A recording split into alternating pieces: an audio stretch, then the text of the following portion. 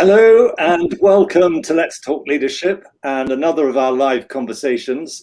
And we're absolutely delighted today that joining us from India, a country that is going through the most extraordinary difficulties and problems at the moment with the pandemic, but joining us from there are Tamara and Rushika, and hopefully Akshita as well, who's having a few technical problems at the moment. She'll join us in a moment.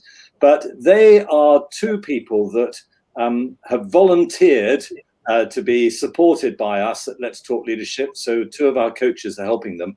And it's great that with all the difficulties and the struggles and the terrible things that they've been able to find some time to join us today. So Tamara, Rishika, wonderful to see you with us. And also joining us is Ian and Britt. Britt's now in Saudi Arabia, so she's been moving around the globe since she was last on the conversation. But what we're going to do this morning is just get a perspective from Tamara, Rushika and Akshita about what it's like to be a young leader in India, not just because of the pandemic, but broadly some of the challenges they face. Feel free to join in the conversation, enter onto the chat and we'll try and do our best to respond.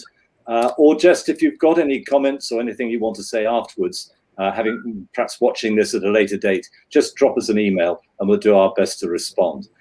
So Tamara, Rushika, lovely to see you. Maybe just to start off with, perhaps tell those who are listening just a little bit about what you do, what your role is in the organizations that you work for. So Tamara, perhaps you'd like to kick it off. Hi, good afternoon from India. It is lovely to be here. Thank you for having me.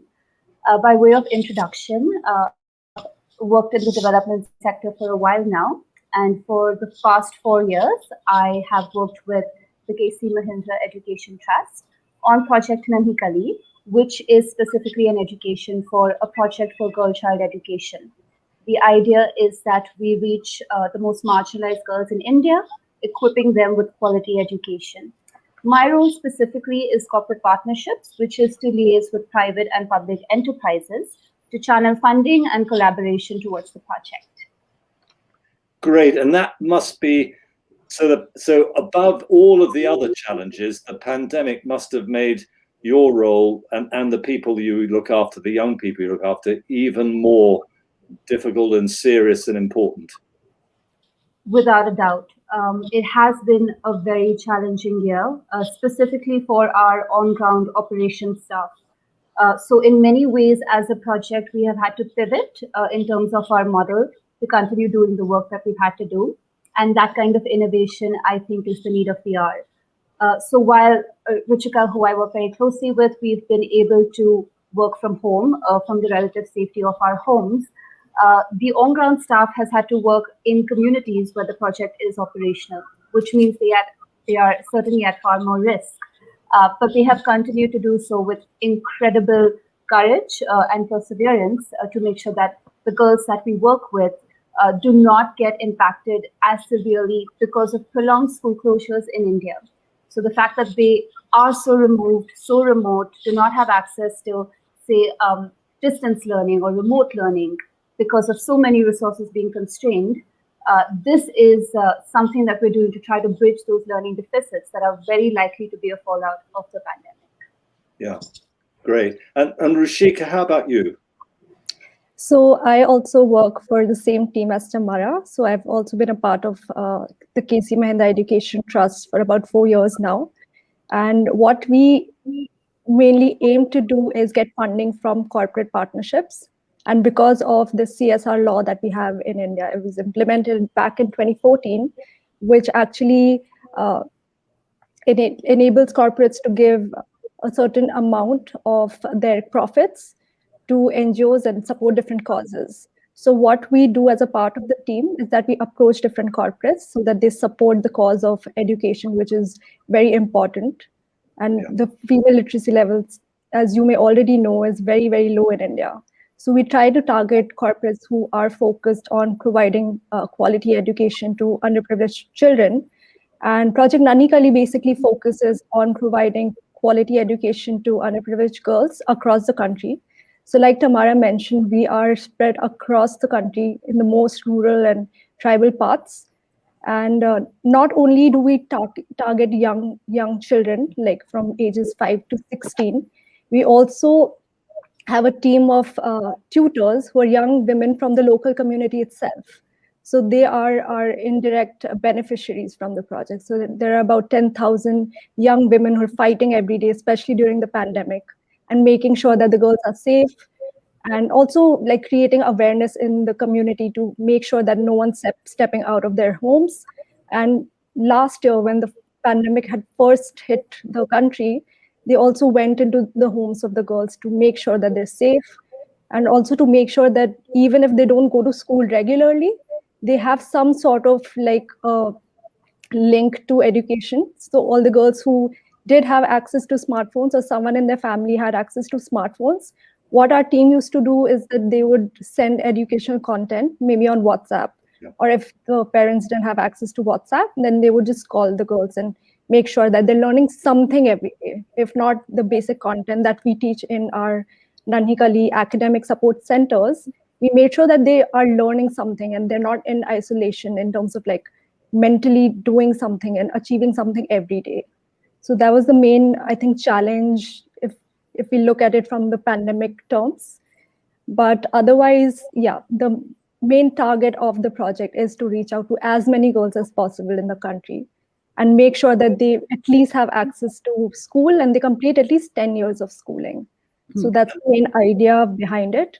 And I must say that we have a team of really hardworking members on ground who actually risk their lives every day just to make sure that the girls are doing well and achieving something every day. So kudos to the on-ground team for sure. Yeah, they're very courageous colleagues of yours who are out there in the rural communities doing this. And how many young girls do you support through the education program? So since the inception, so since about 1996, we've reached about 450,000 girls across 14 states in the country. And currently 50,000. Yes. Wow. Yeah. And currently we're supporting about 175,000 girls across the country. So that's the reach of the project. Yes. Wow. It's amazing because there's been a lot of conversations in the UK about how schools can manage to open up again. And although that's been tremendously challenging, most schools are dealing with a few hundred students. And they're students who can get into the school facility. They can travel in, they know, and they understand the need for social distancing and things. But when you're reaching out to 175,000 young girls, mainly in rural areas, that's a tremendous, I think it's just mind-blowing that, just how you're managing to cope with that. Wonderful. And Ashita, you've joined us. Well done. Lovely to see you. So we've just started, but perhaps you could share a little bit with us about what you do and challenges you're facing at the moment. Right. All right. Thank you, Matthew. So apologies for the technical errors on my part. No problem. Yeah. Currently, I'm currently a student. I'm in my penultimate year of university, but I've already started on my social impact journey by being the founder of a budding nonprofit. So what we do is aim to democratize the access to sports in India. And we have started with our pilot project. It's still in its nascent stage, but we're seeing some progress on ground. And currently, through the means of appropriate resources and whatever resources we have at hand currently, we are building the rudimentary infrastructure around sports.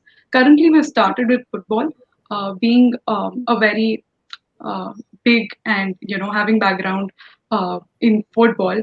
I have currently started with football, but we're slowly expanding to other extracurricular activities and other sports as well.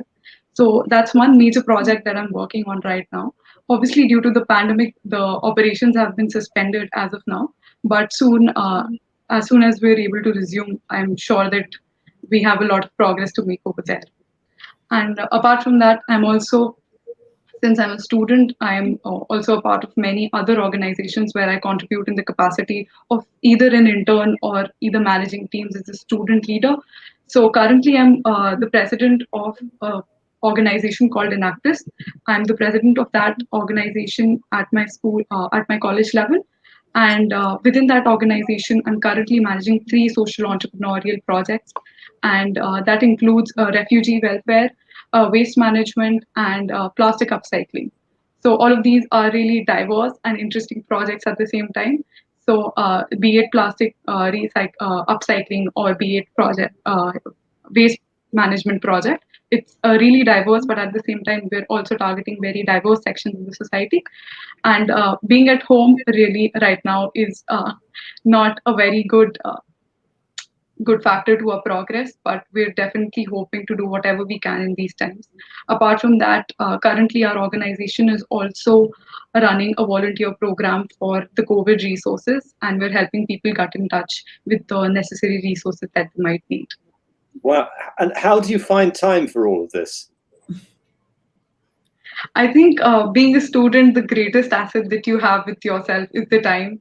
And I leverage that like every day. It's my every day I wake up and I just try to figure out how I can make the most use of my time. And above all that, I love doing it. So I don't mind sparing an extra hour of you or like taking out a few hours from my sleep. So I think being young helps you with that. Well, Ian's a football fan. I won't. I'll let him mention who he supports. It's some awful outfit in London somewhere. But well, Chelsea, just for the benefit of the listeners. But yeah, we won't talk too much about that, Matthew. Yeah, great. So I would draw. Go on. No, I was just saying that I would rather not mention the team that I support now that Ian says that he supports Chelsea. So it's one of the London teams, is it, or somewhere north of England? Yes, it is one of the London teams. That's okay, because I mean, there's an important thing, isn't there, about sport, Matthew? Is you have to be a supporter of a team, maybe, but you have to be a fan of the sport that you enjoy. And for me, I do enjoy watching soccer. That's the international name, by the way, Matthew. Not football, but soccer. But it's interesting because you identify with a particular team and then a particular sport. But as we all know, there's possibly too much money in some of these industries in certain parts of the world. So it's lovely to see Ashita there, who's supporting that locally. And I think it's wonderful. I'm a referee and a coach, so I've developed young players when I was much younger myself, and my son also, who was in the team. So it's a great thing to get involved with. But I just love the energy that our 3 guests have with us today, because there's almost a spirit of a passion for the work that you do beyond your studies in your own development, and having that just cause, having a mission, a personal mission to make a difference, I think is wonderful to see. So thank you for being with us today. Yeah. Absolutely. So what are some of the challenges you face then? Tell us a little bit. We know how serious the pandemic is and the big impact that's having right across India. But what are some of the sort of day-to-day leadership challenges? Because you've all got Let's Talk leadership coaches working with you. I know you've all had some conversations with them, and we don't want to sort of enter into the confidential nature of those. But what are some of the challenges that, as a young leader in India, you face at the moment? So I'd say beyond, of course, the present reality of the pandemic, some of the challenges that I personally may have faced in the course of my professional life is where you're kind of on the relatively young side to be doing certain roles.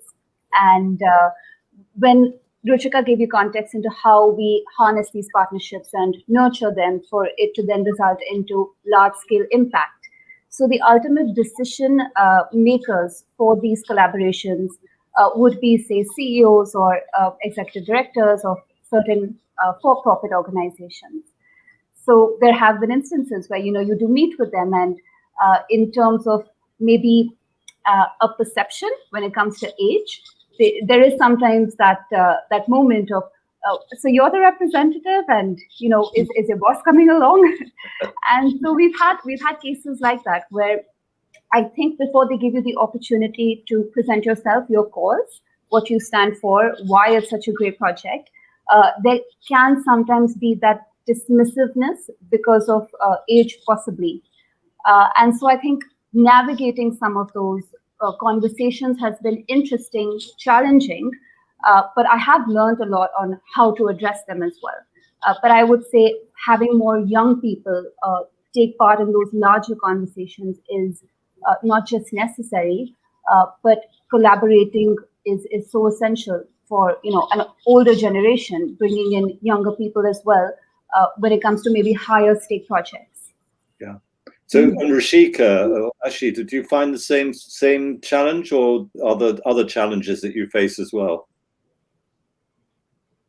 I think, yeah, I also relate with Tamara, because when you initially start working, people don't really, because you're so young, like you're 22 or 23, they feel that maybe she's not experienced enough to take this decision or qualified enough to take this decision.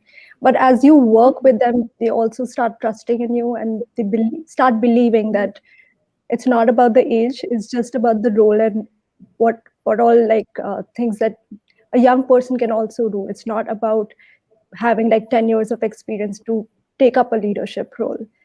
Like you can still have a leadership role with like a smaller task. It may not necessarily be like a really big responsibility. You can start with something small if you feel that you're not like a really confident leader at first. But as you correspond with other team members and collaborate with other organizations, you also start to learn. And like with time, I think people start trusting you, and they start believing that age doesn't really have to do a lot with the kind of responsibilities that the other person can take. So yeah, very much relate with what Tamara just said. Yes. Yeah. And Akshita, you're still a student. So do people sort of say, hold on, you're still a student. What are you coming to talk to us about? Yeah, definitely. Yeah. Definitely, I'd like to weigh in on that. And actually, I have a funny story related to this. So when I was running around trying to find collaborating organizations for my NGO, so I got in touch with a person who was the head of another NGO. So while I was having a conversation about starting the program with them, they asked me if I got my parents along, and I told them that actually it's my NGO and I'm the founder, so any conversation would go through me.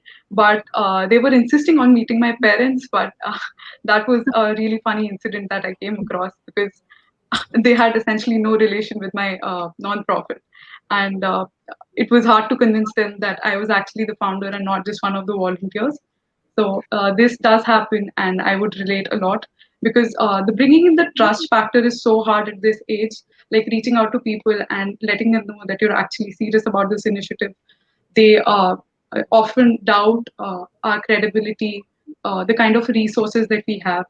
And I think people like me, people who are young, take it step by step. Like they build several levels of trust with different organizations, and they're just taking it one day at a time, building trust with different organizations so that they can, gather more credibility to their name or their organization's name.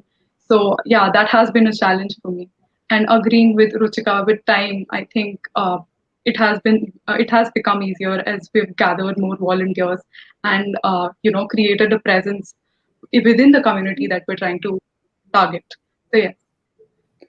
And I mean, I'll raise it, but it may be inappropriate. But is there also a gender challenge that you face, or is that less of a challenge than, say, the age issue that you've raised?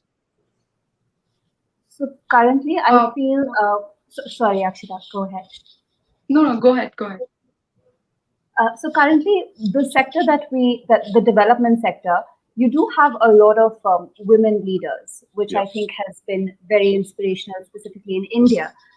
So to get to that point, of course, is a lot of hardship to navigate. But I would say, given the context with these partnerships, given that you're not really liaising with people from the development sector necessarily, but you are channeling funding from corporations, which stereotypically then are led by men for the most part. That's where the gender bias comes in a little bit. So I'd say age more an issue at this point rather than say sex necessarily. But it has been a tricky part. But knowing that other women have made it, they've carved a path for us in many ways. That I think it's possible, and those are your sort of model figures to sort of look up to. Oh. I mean, it's interesting, and I'm looking at Ian and Britt. I mean, these sort of conversations are coming up more and more in some of the work that we do. I don't mean so much the gender diversity per se, but how older people can get younger people. Board directors can listen to younger people in their organizations and get a different perspective. I know I sat in on a workshop last week that was talking about, baby boomers, Generation X, Generation Y, Generation Z, and the differences that each of the generations sort of, the way they look at things and the way they decide their priorities. So you sound as though you've got quite a few challenges on your hands, but you manage them pretty well by the looks of things. Any other challenges? So working with people who might be older than you and not having to bring your parents along to every meeting. What are some of the other things that you face? I think I'm so sorry, Akshita, I keep cutting you off. Please go ahead. No worries. Thank you, Tamara. So one other challenge that I face, especially working on projects in the social sector, has been getting the attention of the youth. Currently, we're lucky to have in India a good part of the population within the youth segment. But even within that, I believe currently the level of cognizance in the youth with respect to the social sector is not optimal, because a lot of the people that I work with, a lot of my peers, usually it's hard to find people who are willing to work on social projects, good people with relevant skills that are required, because somehow they have this apprehension or lack of awareness regarding the social sector, and they don't think that it is quite lucrative as a future option. And some of them are not even very exposed to this sector in a very holistic way. So I think that is one thing that is missing. And whenever we go out and try to get more people on board for whatever initiative that we're working on, we find it hard to find people who are actually willing to not only just work on projects for building their profile for getting into schools or whatever, but are actually willing to step into this career and step into the social sector as a proper career. So I think just a student leader or a young leader at this point working in this sector, getting people who are actually interested in working in this sector has been an impediment as of now. So that's one challenge. I'm not sure. I would like Tamara and Ruchika to weigh in on this, because obviously they've had more experience in this sector, and if they have had more youngsters, come up with the same set of problems. Yes. No, I absolutely agree with you, Akshita. It's so wonderful to meet somebody who is a student, but also potentially looking at the development sector as a career. And we've seen that in the course of our work, you don't necessarily have people with the relevant skills. The passion may be there, but the very qualified, part of India would, I think, the lure of the private sector is strong. And it's not necessarily a career path for them. It's something that goes in an application to make a college admission look great, but not necessarily looking at it as a long-term career path. So it's wonderful that we have people like you that, are coming into the sector for the long run. Can I just ask, I could imagine, given that you've been this organization with about 25 years, I think, Ruchika, you said that you started in 1996. So tens of thousands of girls have been helped in the age of, between 5 and 16 years old. So by now, there must be many, many women who were supported by the initiative, by the project. And I was just wondering whether that they could form a source of, I don't know, mentorship, or maybe role modeling the fact that they were supported by you when they were little. And so maybe having reached an adult age, they can be a sort of a billboard for you to not just to make the project better known, but also to help you find more people who might be passionate about doing the same kind of work. Do you have a network like that? Do you talk to alumni, if I can call them that, of your project? Yes. So a lot of, like you mentioned, because we've been around for about 25 years, there are a lot of girls who've graduated from our school, like the schools that we work with, and now they've started working for the project as tutors. Right. Because they're so inspired by the way that the project works that they feel that they can do a lot more in their own community and bring about that change that they want to see. And also because a lot of them are first generation learners, they also realize the importance of education and how it has actually shaped their lives for the better. So a lot of them have ended up becoming Nanikali tutors, and now they've actually changed the face of a lot of our locations where we've worked. So yeah, that is definitely an impact that we've seen, a larger impact. If you realize that, yeah, I think it's something that we've enabled so many young women across communities.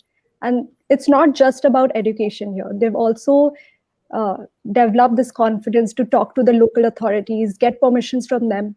Because like Tamara mentioned, we're in very remote locations across the country. And just to change the mindsets of the people is a major challenge that we face. So even if we have qualified teachers on ground, sometimes the local authorities don't really realize the importance of educating a girl. So it's very hard to convince them to change their mind and let our project enter the schools. And like, of course, educate the girls who are enrolled in government schools, because that's our target beneficiary area.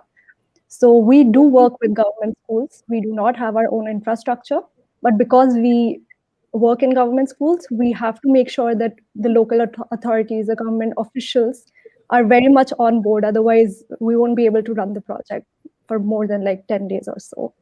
So yeah, that's how we've like seen so many girls like become independent, confident women. So that's a great success for us as a project. Yeah. So, this must be where those real leadership mindsets and attributes really come to play, because it sounds like you're fighting a system that's reluctant maybe to embrace what you're striving to do, and yet you have, if you give the expression the product, you have the young women who have come through this process now to demonstrate the worth and why it's the right thing to do, and still you're having to educate the system to allow you to operate.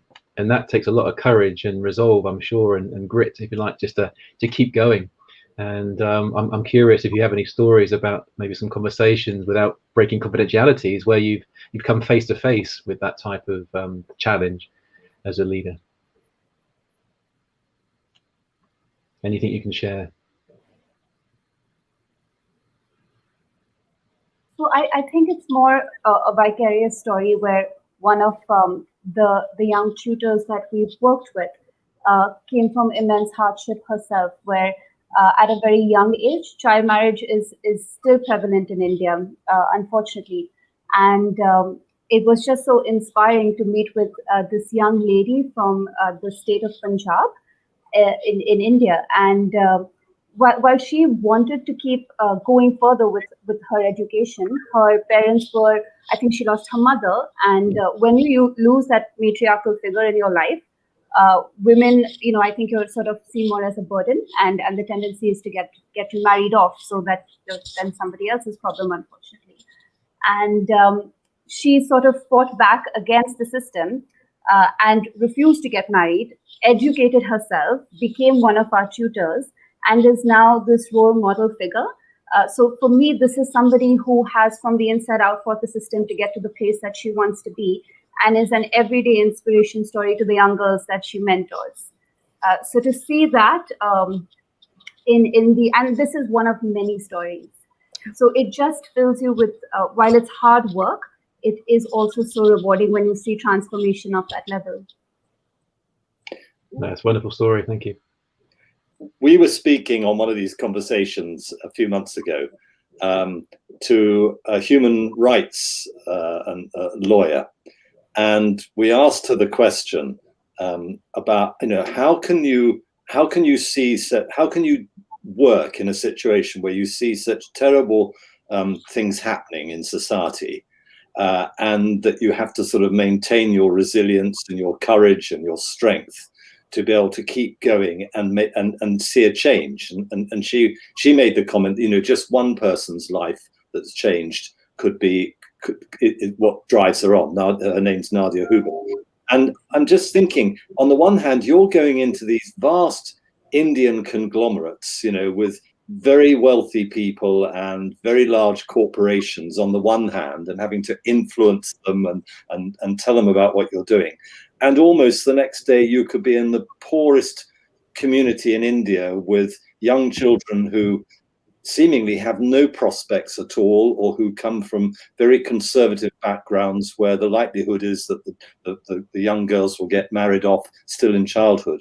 How do you, and all three of you in different ways must face those sort of situations, how do you deal with that?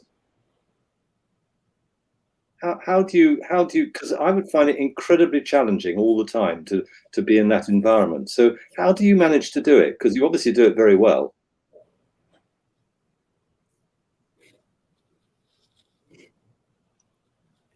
So I think if I could be honest, Matthew, that's the part of the job that I love the most, that it is two such stark realities that you need to sort of go back and forth between.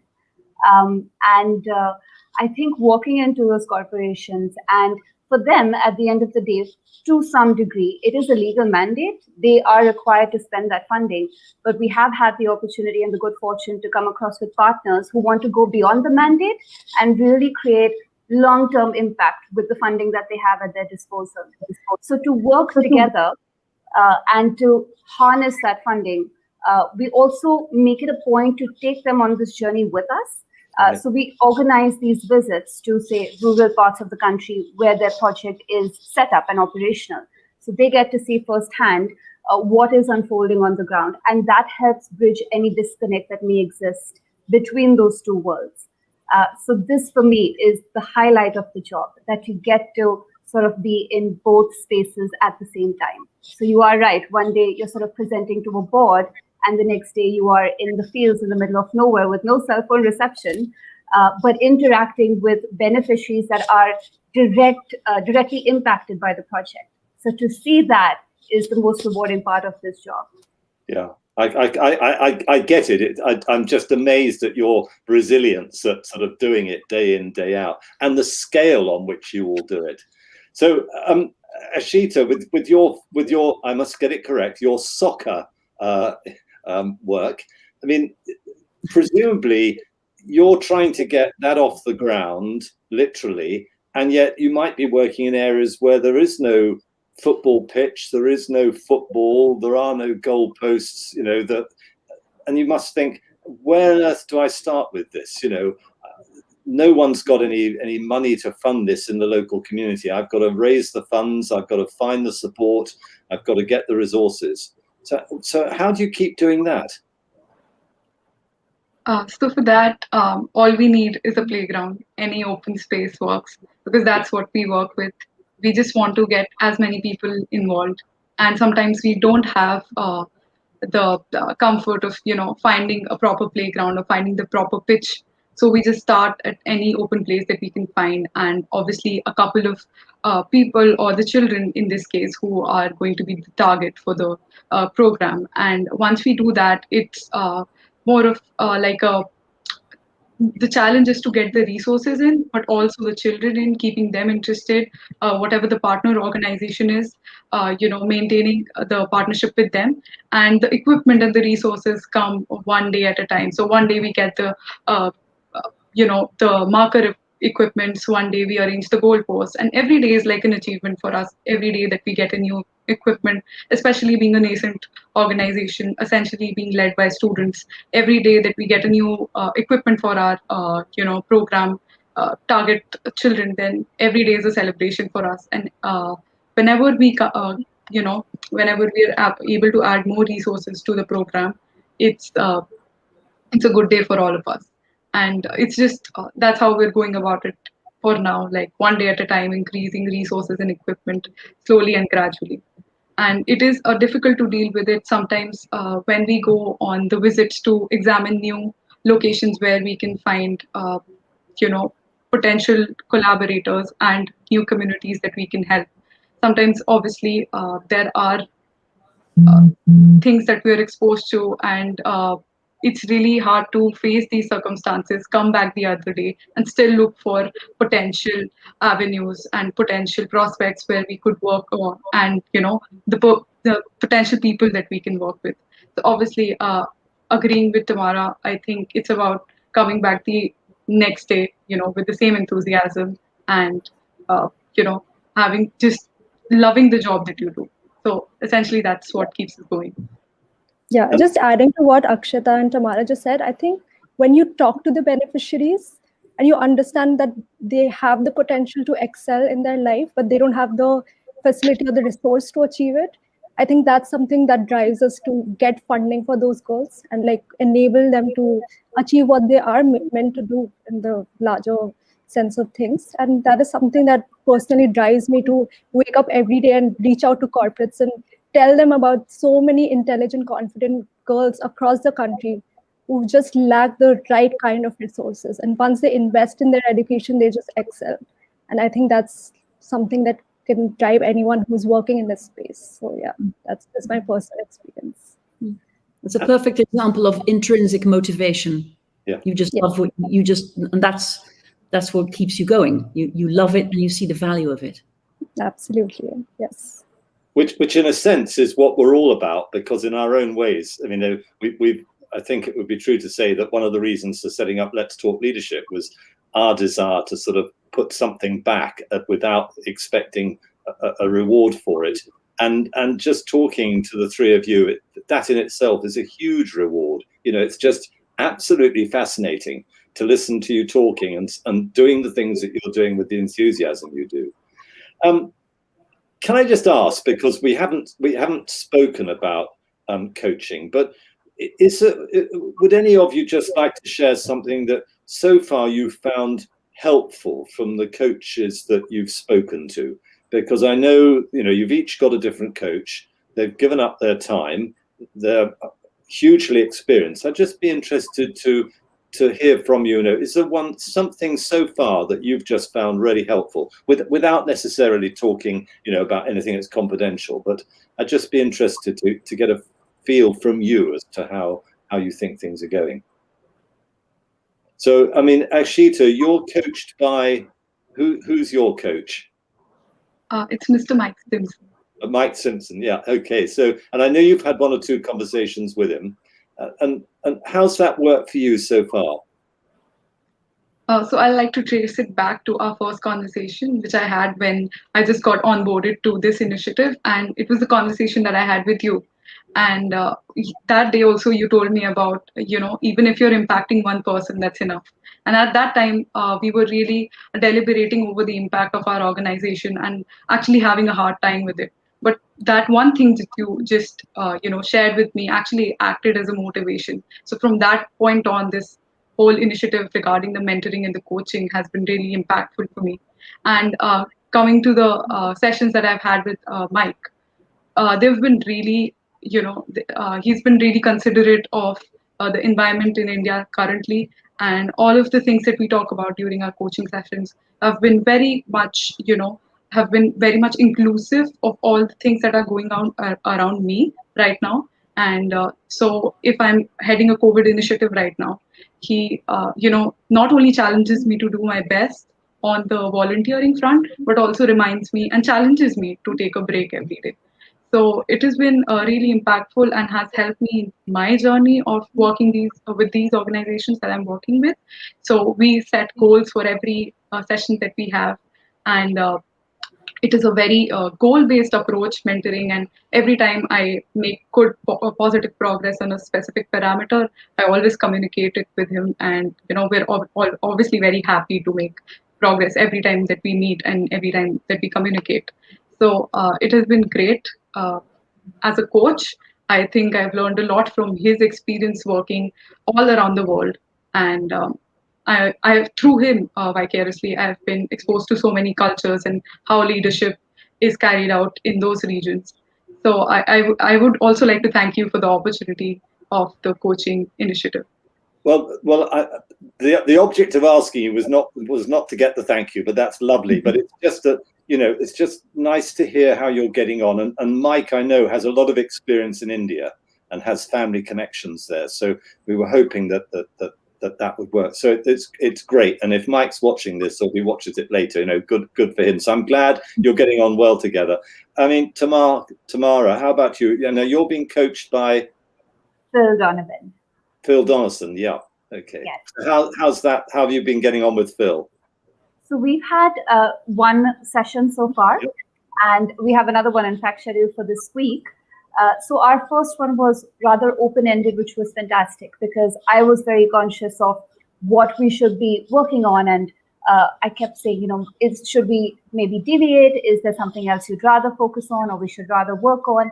And at that point, he said, you know what, there's really no right or wrong. We're just going to go with the flow of things and see where your conversation takes us. And the fact that I stressed upon certain aspects of my professional life felt that it was sort of shining the light on certain things that needed to be addressed. So our strategy was also like Akshita's short-term attainable goals, where within the span between two coaching sessions, we had certain things that I had certain things set out to achieve. And we could then discuss how that journey went. So from the sense of it, even though it's been just one session, it feels like this is something that can be navigated the way we choose for it to go. I like the open-endedness of it in the most positive way. And it's been incredible to talk to Phil about everyday challenges that, you know, I have at the workplace, in my professional life, and drawing from his experience on how to address some of it. So I really look forward to continuing working with him in the future. Great, because I know Phil's enjoying it. I'm in touch with Phil quite a bit because we're working on something else together, and I know he's enjoying it. So I'm glad it's working for you. Has he got you running up mountains yet, or canoeing across rivers and things? Because that's the sort of stuff he does. Not yet, but I'm ready for when it happens.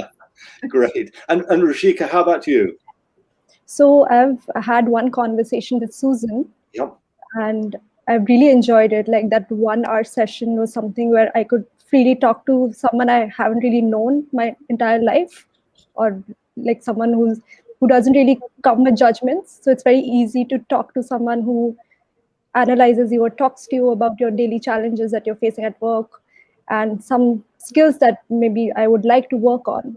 So it was a very easy conversation, and I really like the format where it's not like getting instructions from someone and just doing certain tasks to achieve a particular goal.